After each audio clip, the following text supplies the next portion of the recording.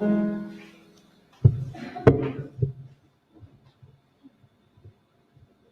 ating pong layunin sa pag-aaral ngayong umaga ay upang tayo ay lumapit sa Diyos, sa Panginoon, na tayo kalagan sa ating mga pagkakagapos sa problema. Kaya ang pamagat po ng ating pag-aaral ngayong umaga, nahanguin natin sa Luke chapter 13, Panginoon, kalagan mo ako. Panginoon, kalagan mo ako. Basahin natin, Luke chapter 13, verse 10 to 17. Noon ay nagtuturo siya sa isa sa mga sinagoga ng araw ng Sabat. At naroon ang isang babae na may espiritu ng karamdaman sa loob ng 18 taon. Siya ay baluktot at hindi niya kayang tumayo ng talagang matuwid. Nang siya'y makita ni Jesus, kanyang tinawag siya at sinabi sa kanya, "Babae, pinalaya ka na sa iyong sakit." Ipinatong ni Jesus ang kanyang mga kamay sa kanya at kaagad siyang naunat at niluwalhati niya ang Diyos. Subalit ang pinuno ng sinagoga nagalit sapagkat si Jesus ay nagpagaling sa Sabat. Ay nagsabi sa maraming tao, "May 6 na araw na dapat gumawa. Pumarito kayo sa mga araw na yun at kayo'y pagagalingin at hindi sa araw ng Sabat." At sinabi sa kanya ng Panginoon, "Kayong mga mapagkunwari, hindi ba't kinakalaga ng bawat isa sa inyo sa Sabat ang kanyang bakang lalaki o ang kanyang asno mula sa sabsaban at ito'y inilabas upang painumin? At hindi ba dapat na ang babaeng ito na anak ni Abraham na ginapos ni Satanas sa loob ng 18 taon ay kalagan sa pagkakagapos na ito sa araw ng Sabat?" Nang sabihin niya mga bagay na ito, napahiya ang lahat ng kanyang mga kaaway at nagalak ang maraming tao dahil sa lahat ng maluwalhating bagay na kanyang ginawa. Marahil sa tagal po ng pandemyang ito, marami pong nagdusa, naghirap. Maging ang mga Kristiyanong totoo, mga Kristiyanong nagmamahal sa Diyos, ay hindi po excuse sa pagkakagapos ng iba't ibang problema. Kaya sabay-sabay tayong lumapit ngayon sa Diyos at manalangin, "Panginoon, kalagan mo ako. Panginoon, kalagan mo ako." Tayo po'y manalangin. Opo, Panginoon, hindi po lingid sa aming lahat at higit sa inyo ang aming mga kalagayan. Nariyan ang aming mga pagsisikap upang mabuhay sa lupang ito. Ngunit higit po ang aming pagsisikap upang mapalapit sa inyo. Gayunpaman, hindi kami ligtas sa pagkakagapos ng iba't ibang problema at pasakit sa buhay na ito. Gamitin po ninyo ang kasaysayang ito kung paano pong kinalagan ng Panginoon ang isang babae sa pagkakagapos ni Satanas, na ito'y makita rin sa aming puso, sa aming sarili, kung saan kami kukuha ng kalayaan ng pagkagapos ng aming buhay. Maraming salamat, Panginoon, sa inyong mga salita na siyang ilawan ng aming mga paa at liwanag ng aming landas upang kami makalapit kay Kristo na siyang ilaw ng aming buhay. Ito ang aming dalangin sa pangalan ng Panginoong Hesus. Amen. Napapansin natin sa kasaysayang ito, kinalaga ng Panginoon ang isang babaeng baluktot o hukot. Sa ating panahon, kung tawagin ito ay osteoporosis. Ano ba ang osteoporosis? Ang sabi po ng medical, Ang osteoporosis ay sanhi po ng pagdinipis ng buto, lalo na sa ating spinal cord. At dahil numinipis, ito'y nagiging malutong.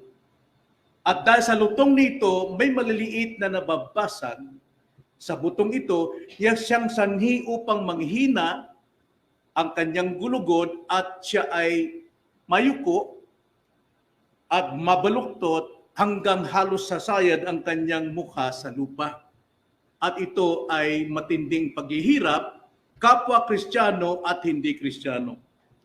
Ngunit sa ating binasang kasaysayan, hindi po ito basta ordinaryong sakit lamang, ito ay gawa ni Satanas. Ito ay gapos ni Satanas. At ang gapos na ito, mga kapatid, apektado ang physical, emotional, at espiritual na kalagayan ng isang tao, lalo na sa mga Kristiyano. Now, gusto ko lamang makita natin dito sa ating pong mga nakikinig. Kung ikaw ay hindi mananampalataya, gapos ka ng kasalanan at wala kang kalayaan hanggat hindi ka pinalaya ni Kristo. Ikaw ay patungo sa kapamakan. Ngunit kung ikaw'y Kristiyano, ang tanong ng marami, pwede bang gapusin ang Kristiyano ni Satanas? Pwede bang alipinin ni Satanas ang isang Kristiyanong pinalaya ni Kristo? Nahayain natin ang salita ng Diyos ang siyang tumugon. At ito ang katugunan dito sa ating pong pag-aaral.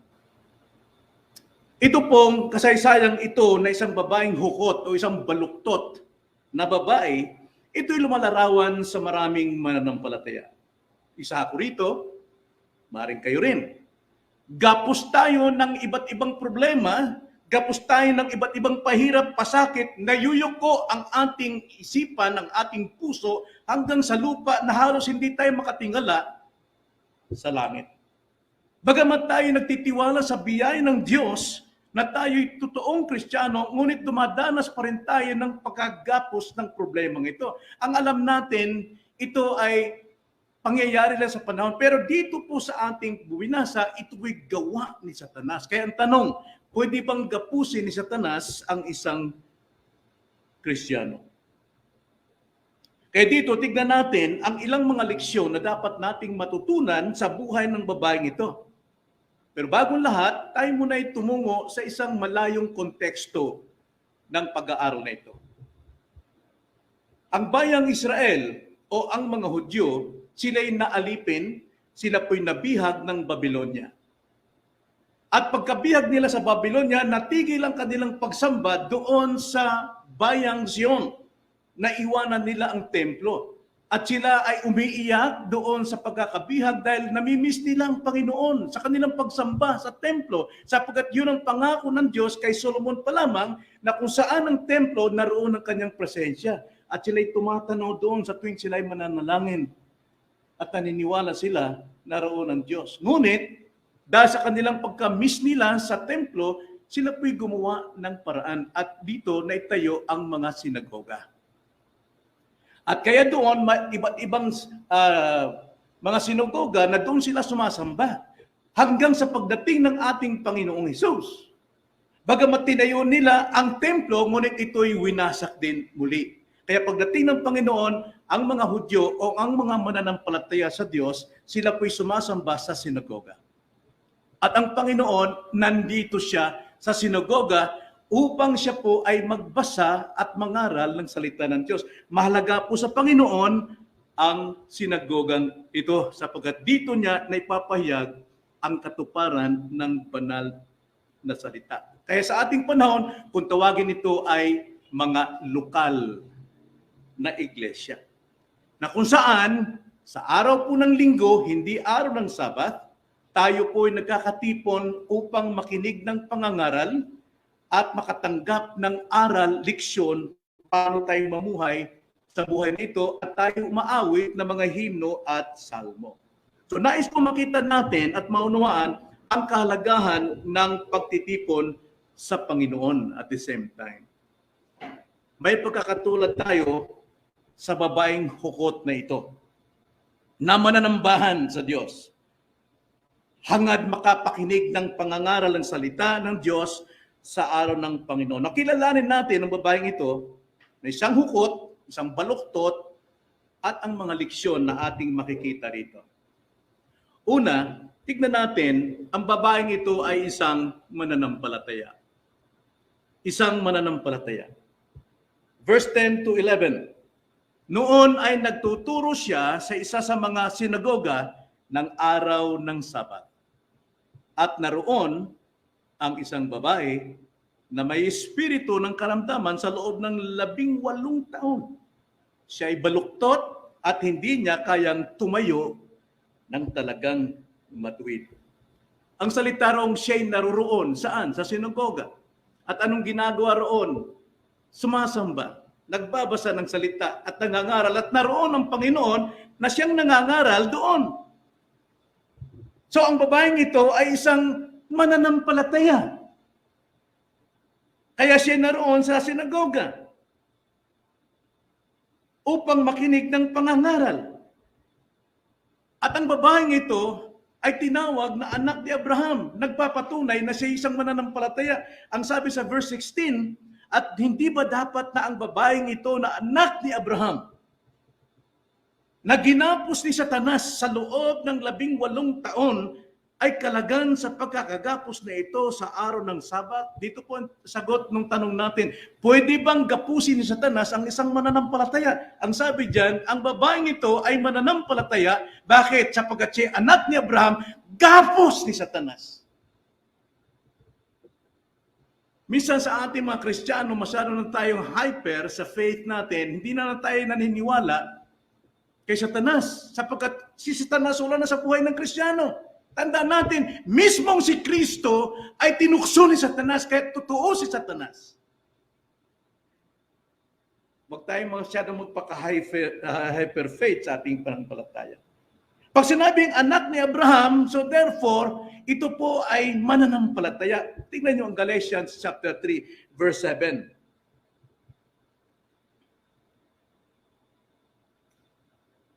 Ang sabi po diyan, kaya't inyong nakikita na ang mga sumasampalataya ay mga anak ni Abraham.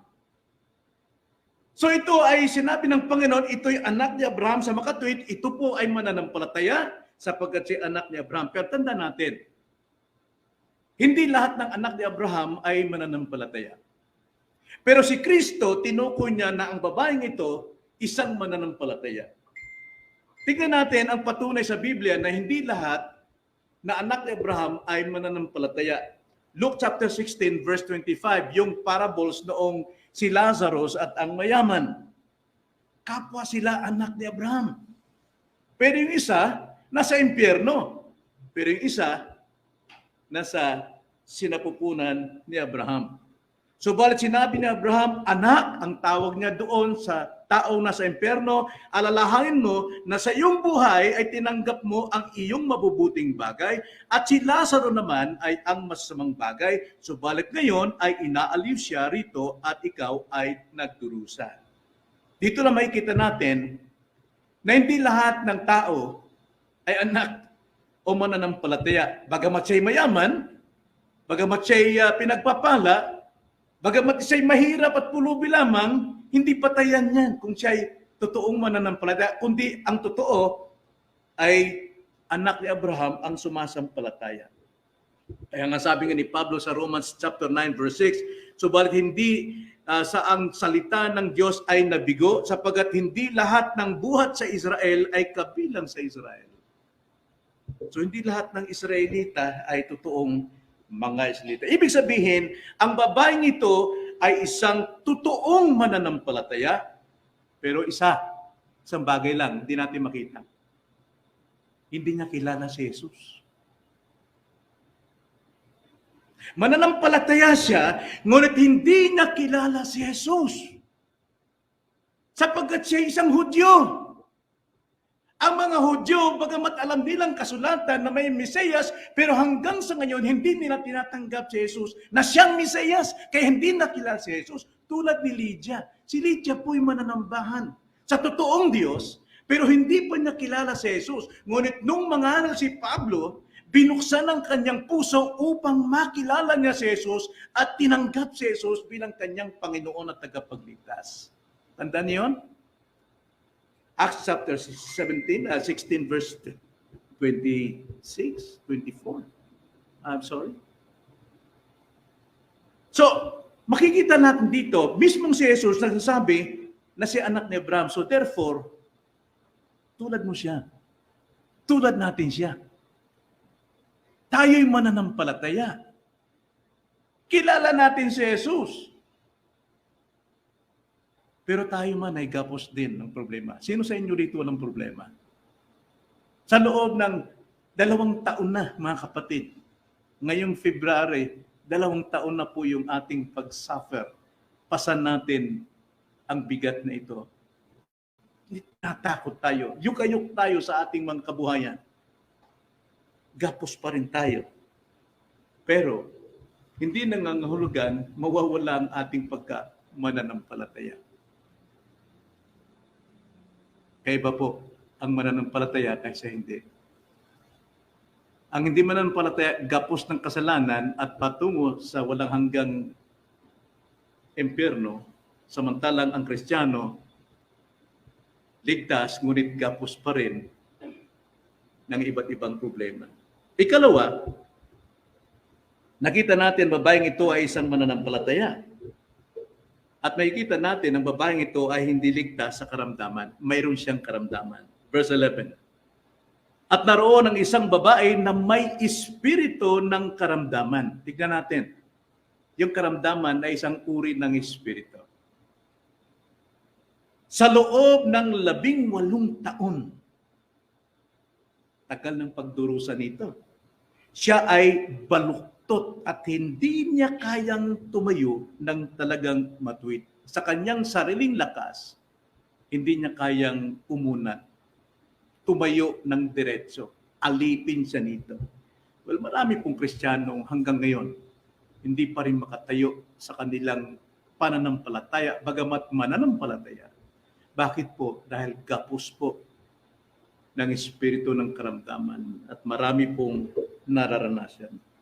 Ang sabi po rito sa verse 16, siya po ay gapos, ginapos ni Satanas sa loob ng 18 taon.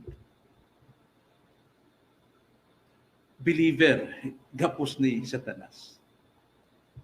Maraming mga aral ngayon na hindi na pwedeng galawin ni Satanas ang isang Kristiyano. Bakit sinabi po ni Pedro sa 1 Peter chapter 5 verse 8, magbantay at mag-ingat kayo sa diablo. Sino ang kanyang tinuruan? Mananampalataya, hindi mga unbeliever. Sapagkat ang atake po ni Satanas ay nasa mga mananampalataya at hindi doon sa mga unbeliever, sapagkat kakampinan niya ang unbeliever. At ang kinakalaban ni Satanas ay ang Diyos at ang mga tao ng Diyos. Kaya pinag-iingat tayo. Kaya posible pong atakihin tayo ni Satanas. Ito ang sinabi ng banal na kasulatan, isang sakit na nagpapahirap mula kay Satanas. Siya isang hukot, baluktot sa loob ng 18 years niyang pagdurusa. Kilala niyo si Job? Kilala natin si Job? Kahit hindi natin basahin ang Biblia, alam natin, kilala natin si Job. Ano pong patotoo, anong testimonyo ng Diyos kay Job? Basahin lang natin, Job 1:1. Ang sabi ng Panginoon, dito sa pagkakasulat, may isang lalaki sa lupain ng Uz na ang pangalan ay Job. Ang lalaking iyon ay walang kapintasan, matuwid, may takot sa Diyos at lumalayo sa kasamaan. And yet, ginapos siya ni Satanas. Ginapos siya ni Satanas. Tuloy natin sa verse 8 hanggang 12. At sinabi ng Panginoon kay Satanas, eto na, may contest pala sa langit between God and Satan. Ang sabi diyan, napansin mo ba ang aking lingkod na si Job? Sabi ng Panginoon, aking lingkod. Kumbaga sa atin, aking anak. Wala siyang katulad sa lupa. Isang walang kapintasan at matuwid na lalaki na may takot sa Diyos at lumalayo sa kasamaan. Nakita mo ba yan, Satanas? Mayroong ditong labanan. Ang sagot ni Satanas, verse 9, pagkatapos sumagot si Satanas sa Panginoon, ang sabi niya, natatakot ba si Job sa Diyos, sa iyo, nang walang dahilan o walang kapalit? Kailan naman natatakot yan? Kailan naman sumasamba sa iyan? Dahil mayroong kapalit, pinagpapala mo siya eh. Kaya sabi rito, sa Diyos nang walang kapalit, hindi ba't binabakuran mo siya o binakuran mo siya at ang kanyang sambayan at ang lahat ng nasa kanya sa bawat dako, pinagpala mo ang gawa ng kanyang mga kamay at ang kanyang mga pag-aari ay dumami sa lupa. Hindi ba't pinagpala mo? Kaya nga yumayaman yan eh. Dahil ikaw nag-iingat, ikaw nagpapala, siyempre maglilingkod sa iyo yan. Magiging tapat sa iyo yan, loyal sa iyo yan, pinagpapala ka eh. Pinagpapala siya eh. Kaya sabi ni Satanas, subukan natin kung talagang ikaw ang sinasamba niyan. Pagbuhatan mo siya ng kamay. Verse 11. Bakit sinabi ni Satanas, pagbuhatan mo siya ng kamay? Dahil si Satanas, wala pong kapangyarihan sa kanyang sarili na pagbuhatan ang mga tao ng Diyos. Kundi, humingi siya ng kapahintulutan mula sa Diyos. Sapagkat Diyos lamang ang maaari makapagbigay ng pahintulot. Remember sa prayer ni Jesus Christ kay Simon Peter, hinihiling ni Satanas na kahiligligin. Humihingi Satanas. Kaya sabi niyan, pagbuhatan mo siya ngayon ng iyong kamay. Galawin mo ang lahat ng pag-aari niya at susumpain ka niya ng mukhaan. Bigyan mo siya ng karamdaman at alisin mo lahat yung pagpapala sa buhay niya. At sabihin ko sa iyo, susumpain ka ni Job ng mukhaan niyan. Tatalikod sa iyo. At sinabi ng Panginoon, 12, ang lahat ng pag-aari niya ay nasa iyong kapangyarihan. Subalit huwag mo lamang siyang pagbuhatan ng iyong kamay. Sa gayoy, umalis si Satanas sa harapan ng Panginoon. Na ganito po ang nangyari. Okay, Satanas. Nais mong subukan ng aking anak? Gagapusin mo siya ng problema? O sige, gawin mo. Nasa iyong kapangyarihan, nasa iyong kamay. Pero huwag mo lamang siyang sasaktan. Nasa control pa rin ng Diyos. At gano'n nga ang ginawa ni Satanas. Ganyan ang ginagawa ni Satanas sa believer. Hindi dahil nagkasala ka, hindi dahil may kasalanan ka, kaya ka magkakaroon ng gapos ni Satanas. Kundi tapat ka sa Panginoon. Sapagkat ang inaatake ni Satanas ay yung mga malalapit sa Diyos. Yung mga nagsusumikap, hanapin ang mga bagay sa langit. Hindi dahil ikaw ay makasalanan, kaya ikaw ay nagkakaroon ng gapo sa buhay. Kundi dahil ikaw ay malapit sa Diyos. At dito ang desire ni Satan na i-paralyze ka sa iyong buhay. Alisan ka ng pag-asa sa isip mo. Buburahin ang pag-asa mo sa Diyos at papalitan ng mga pag-alinlangan, doubts, galit, puot sa pangyayari. Kaya ang sabi ni Peter sa 1 Peter chapter 5 verse 8, ang sabi ni Apostol Pedro, magpakatino kayo, magbantay kayo. Ang dyablo na inyong kaaway ay tulad ng liyong gumagala, umuungal, na humahanap ng kanyang malalapa. Sino ang kanyang gustong-gustong lapain? Yung mga taong malapit sa Diyos. Yung mga taong sumasamba sa Diyos. Yung mga taong nagtitiwala sa Diyos. At kung ikaw, nagmamalagi ka, ayaw mo magpabaksin dahil hindi ka tinatamaan, eh hindi ka kabilang dito.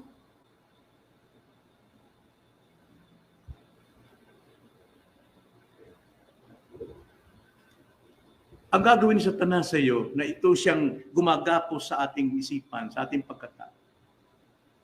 Tutuksuhin ka niya upang malayo ang tiwala mo sa Diyos. Anong ginagawa nyo ngayon na walang kaugnayan sa Diyos? Barkada? Pasyal? Nalalayo ka sa Diyos. Imbis na sa panahong ito, nasa atin lahat ang time upang tayo makapag-meditate sa Diyos, sa Kanyang salita, upang tayo makasamba, makipagtagpo sa Kanya sa templo ng Diyos. Pero ano yung pinalagan mo? Tinutokso ka. Ngayon, tukso po, isang Greek word lang yan. Pwedeng gamitin sa Satanas, pwede rin gamitin ng Diyos. Pero makikita natin kung kay Satanas sapagkat nilalayo ka sa Diyos. Pero kung sa Diyos, ikaw ay papalapitin sa Diyos. Gaya nga ng aming sharing kanina, Brother Larry. Nagpapasalamat tayo kahit na tayo tinatamaan, kahit sipon lang, sapagkat lalo tayo nalalapit sa Diyos. Pero kung wala tayong karamdaman, napapalayo tayo. Yun ang difference ng temptations na ginagawa ng Satanas sa atin. Nilalayo niya tayo. Kaya anuman ang ginagawa natin, anumang kinabalahan natin na inilalayo tayo sa ating devotion sa Panginoon, mag-ingat tayo. Mag-ingat tayo. Alam natin na ang karamdaman ay bayad po ng kasalanan niyan. Romans chapter 6 verse 23, the wages of sin is death. Na alam natin yung kamatayan dyan ay tatlo yan. Kamatayang spiritual separation from God. Kamatayan sa ating mga karamdaman, ng ating pagtanda, deterioration. At kamatayan natin doon sa sementeryo. Kaya kabilang dyan, yung ating pong karamdaman, bunga ng ating kasalanan. Ito yung nagiging stronghold ni Satan para tayo ay bigyan ng paghihina. At ang kagalingan nito kay Jesucristo lamang. Si Jesus Christ lang ang makapagpapalaya nito. Sapagkat ibinuwis ni Kristo ang kanyang buhay upang siya'y magdusa't mamatay, nang sa ganoon sa kanyang mga latay, tayo po ay gumaling. Yun lamang ang tanging solusyon ng ating pong pagkagapos. Subalit, tandaan natin, sa kasalanan si Kristo, pero sa karamdaman natin, nasusugat ang ating panampalataya. Karamdaman ng ating buhay bilang mananampalataya, isang sukatan ng ating tiwala sa Diyos. Sabi ni Job, isang taong matuwid, isang taong mananampalataya. Job chapter 1 verse 8, at sinabi ng Panginoon kay Satanas, napansin mo ba ang aking lingkod na si Job? Wala siyang katulad sa lupa, isang walang kapintasan at matuwid sa lahat na lalaki na may takot sa Diyos at lumayo sa kasamaan. Ang sabi ni Satanas, tignan natin, bigyan siya ng gapos, bigyan siya ng karamdaman, alisin kanyang kabuhayan. Lalabas yan, isusumpa ka. Now, kita natin, dito si Satanas ay si Job, walang kasalanan. Wala siyang kasalanan. Pero dumanas ng gapos ni Satanas. Anong problema? Sinabi ng Diyos kasi, isa siyang taong matuwid. Walang kapintasan. Lumalayo sa kasamaan. Yun ang ayon ni Satanas. Kaya pagka tayo nagkakasakit, mga kapatid, tayo tinatamaan ng iba't ibang gapos ng problema, huwag mo sabihin nagkakasala ka. Huwag mo sabihin masama ka. Kundi lalo kang lumapit sa Diyos. Panginoon, kalagan mo ko. Kalagan mo ko. Dahil siya lamang ang makapagbibigay ng totoong kalayaan. So anong tugon ng isang taong mananampalataya at nagtitiwala sa Diyos? Umatras na ba itong si Job sa Diyos? Pinamukhaan ba niya ang Diyos? Kinamauhan ba niya ang Diyos? Tumigil na ba siya sa kanyang pagsamba? Hindi po. Lalo pa ngang nagsumiksik Lalo pa niyang pinagsikapan ang mga bagay panlangit. Yun yung Colossus 3:1. Pagsumakipan ang mga bagay panlangit. Hindi lang basta hanapin. Pagsumakipan. Kaya sabi ni Job chapter 20 verse 23, ang sabi po ng kasulatan, pagkatapos ay tumindig si Job, pinunit ang kanyang balabal, inahitan ang kanyang ulo, nagpatira pa sa lupa at sumamba. Lalo pang sumamba.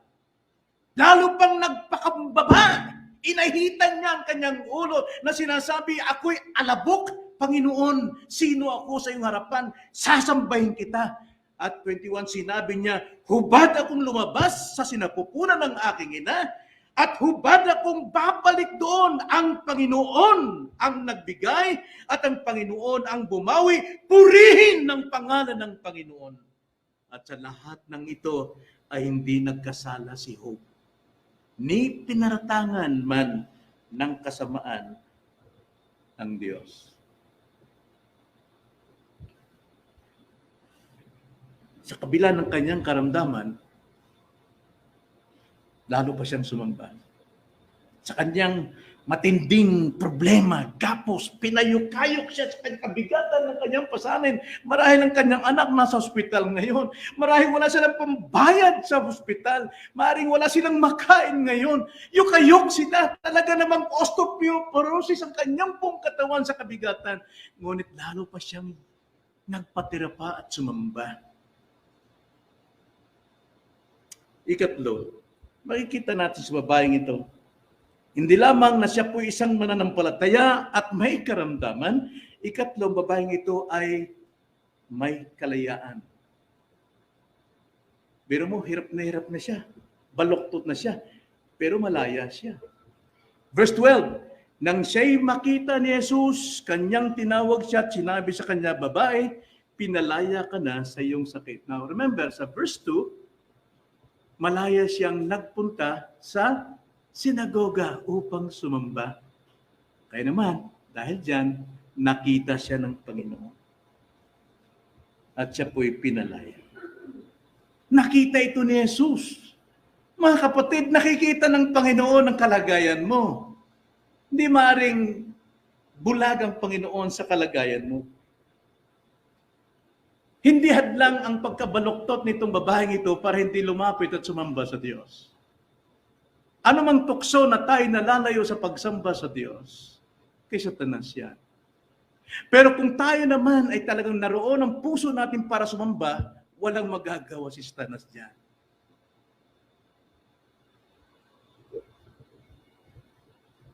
At dahil dyan, sa bigat ng babaeng ito, sa kabila ng kanyang kalagayan, hindi siya napigil, hindi siya napigilan para sumamba. Nakita ito ng Panginoon. At ang Panginoon na mismo ang nagsabi sa kanya, anong sabi ng Panginoon sa kanya? Babae, pinalaya ka na sa iyong sakit. Wow.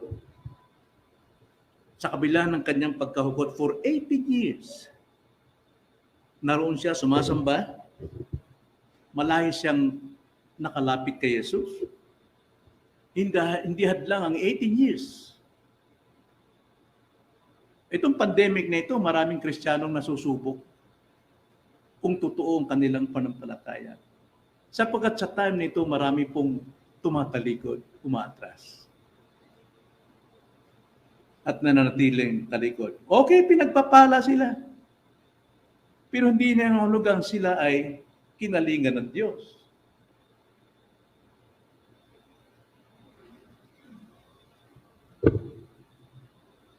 Itong babaeng ito, kaligayahan niya sa kabila ng kanyang pagdurusa, yung sumamba, yung makarinig ng pangangaral, yung makaawit, umawit ng papuri sa Diyos. Oo, kapos siya ng problema. Nakayuko siya. Maaaring pinagtatawanan siya ng mga tao, pero hindi hadlang yun para hindi siya makasampa. Hindi hadlang. Para panghinaan siya ng loob na hindi na lang ako sasampa, nakakaya na itsura ko. Malaya siya. Malaya ang kanyang kaluluwa para sa Diyos. At ang ginamit niya ang kanyang kalayaan para hiyain si Satanas. yung kalayaan niya. Sino napapahiya dyan? Pinatay niya ang kapit ni Satanas sa kanya.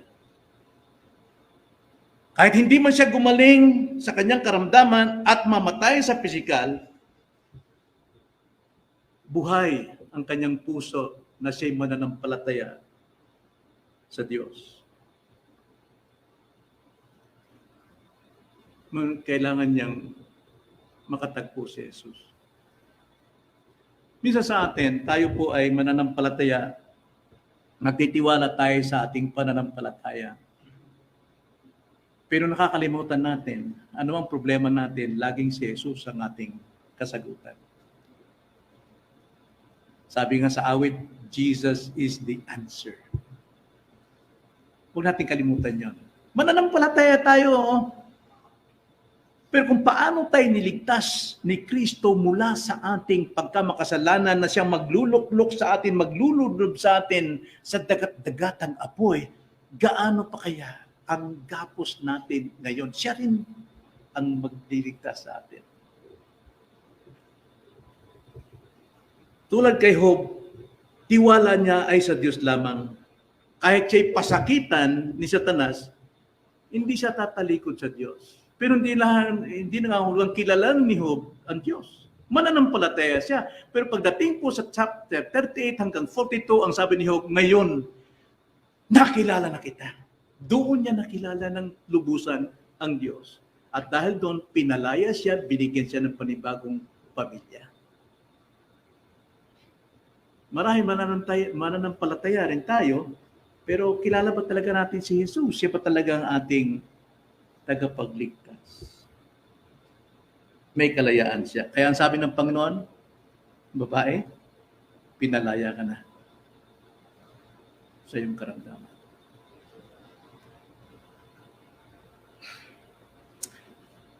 Ikaw ba'y anak ni Abraham? Ang ibig sabihin, ikaw ba'y anak ng Diyos? Ikaw ba'y isang mananampalataya? Tulad ni Abraham, na siyang ama ng pananampalataya. O anak ka ni Abraham sa isang banda na hindi naniniwala kay Kristo. Anong ginagawa mo sa araw ng Panginoon? Nasaan ka? Anong ginagawa mo sa araw ng pananalangin? Anong ginagawa mo sa araw ng Bible study natin sa online?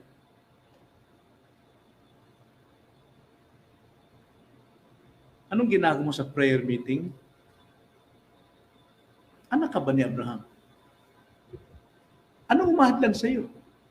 Kung tinutukso kang papalayo sa mga bagay na ito, tandaan mo, kay Satanas yan. Hindi yan sa Diyos. Sapagkat kay Satanas, gagawin kang tamad, gagawin kang walang pakialam, gagawin mong bahala na, palalamigin ang puso mo sa pagbabasa, palalamigin ang puso mo sa pananalangin, gagawin mo yung routine mong ginagawa, na para bang kung hindi ka manalangin sa umaga, malas ang buong maghapon. Gaya ng ating pag-aaral, dapat alam mo kung bakit ka mananalangin. Dapat alam mo. Nilulumpo ka ba ng mga bagay para hindi ka makasamba? Anong katuwiran na sa iyo? Anong takot ang nasa iyo? Yan ba ay sa Diyos na huwag kang makipagtagpo sa Kanya?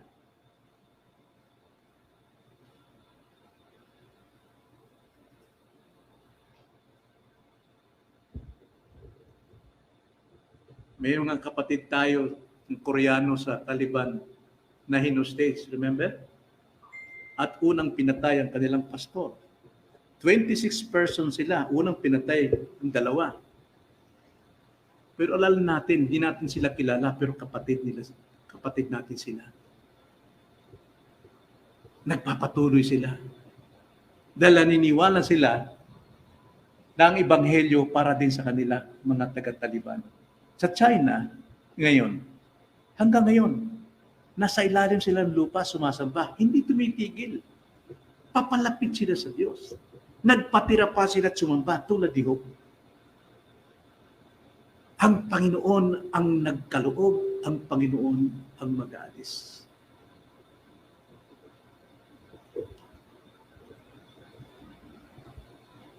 Tayo magkakasakit dahil sa gawa ni Satanas. Ngunit si Satanas walang kapangyarihan sa atin malibang pahintulutan ng Diyos. Tanim natin to sa ating isipan. Walang bagay na nangyayari sa atin either positive or negative na wala pong kontrol ng Diyos. Yun ang dapat nating itanim sa ating isipan. Nang sa ganun, anumang dumating sa atin, ang ating posture ay laging nakaluhod ang puso natin at sabi, Lord, kalagan mo. Lord, kalagan mo ko. Ang Diyos ang may pahintulot upang sukatin ang ating pananampalataya.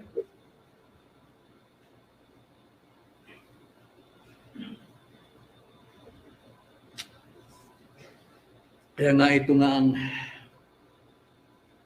sinasabi ng banal na kasulatan, sapat ang kapangyarihan tinanggap natin sa Diyos. Hindi nagkulang ang Diyos para tayo ay tumayo, manindigan sa ating panampalataya. My grace is sufficient for you. Tungkulin natin yon. Tumayo lamang tayo, gumising lamang tayo, manindigan lamang tayo sa pag-ibig ng Diyos. Yun ang kailangan natin. 2 Corinthians chapter 12 verse 9, subalit sinabi niya sa akin, ang aking biyaya ay sapat na sa iyo, sapagkat ang aking kapangyarihan ay nagiging sakdal sa kahinaan mo. Ako'y lalong magmamalasakit o magmamalaki na may galak sa aking kahinaan upang ang kapangyarihan ni Kristo ay manatili sa akin. Alam niyo, kung kailan tayo mahina, yun ang pagkakataon na tayo lumakas dahil sa Kanya. Kaya nga sabi sa Romans 8:35 to 38 doon sa mga tao ng Diyos na sa kabila ng kanilang pagkakagapos ng kaaway, sila po'y nananatiling tumatayo, lumalapit at umiibig sa Diyos. Ang sabi po sa Romans 35 to 38, sino makapaghiwalay sa atin sa pag-ibig ni Kristo? Ang kahirapan ba? Ang kapigatihan ba? O ang pag-uusig? O ang tagutom? O ang kahubaran? O ang panganib? O ang tabak? Gaya ng nasusulat, dahil sa inyo kami pinapatay sa buong araw, kami ay tinuturing ng mga tupa sa katayan. Ngunit sa lahat ng mga bagay na ito, tayo higit pa sa mga nagtatagumpay sa pamagitan niya na sa atin ay umiibig. Sapagkat ako'y naniniwalang lubos na kahit ang kamatayan man, ni ang buhay, ni ang mga anghel, ni ang mga pinuno, ni ang mga bagay na kasalukuyan, ni ang mga bagay na darating, ni ang mga bagay kapangyarihan, ni ang kataasan, ni ang kalaliman, ni ang alinmang nilalang ay hindi makapaghiwalay sa atin sa pag-ibig ng Diyos na kay Kristo Jesus na ating Panginoon. Tanda natin, ito pong kabigatan, yung gapos na ginagawa sa atin, hindi po ito kahinaan para tayo'y umatras, kundi ito'y kahinaang idulog natin sa Diyos upang tayo tumibay at lumakas sa Kanyang kapangyarihan. Wala pong makapaghiwalay sa atin sa pag-ibig ng Diyos. Kaya nga sabi nga sa Colossians chapter 3, anong sabi ron? Chapter 3 verse 1, therefore, if you are in Christ, mga kapatid, ang totoong pagkakasabi niya sa Griego, dahil dito, ang sabi niyan, dahil kayo'y na kay Kristo, pag sumikapan ninyo ang mga bagay sa langit. Hindi po yan if kung mangyayaring kayo kay Kristo. No, dahil kayo'y na kay Kristo na, pag sumakipan ninyo ang mga bagay na panlangit. Patayin ninyo ang anumang makalaman na isipan. Wala pong makapaghiwalay sa atin sa pag-ibig ni Kristo. Kaya nga, dapat nating panalangin sa araw-araw, gaya ng ating pamagat, Panginoon, kalagan mo. Kalagan mo. Tayo manalangin. Opo, Panginoon, sapat po ang biyayang tanggap namin kaloob ninyo. At ito pong biyayang ito ay napapalakas, napapatibay, at napapatatag sa aming kahinaan. Na sa aming kahinaan, imbes na kami umatras at manghina, ito'y ilapit namin sa inyo, idugtong sa iyong kapangyarihan. At dito po namin makikita kung paano po kumilos ang biyaya ninyo. Oh Lord, huwag niyong hayaan maggapos kami sa aming mga sariling interpretasyon ng aming buhay, kundi palayain mo kami, Panginoon. Ito ang aming dalangin sa pangalan ng Panginoong Hesus. Amen.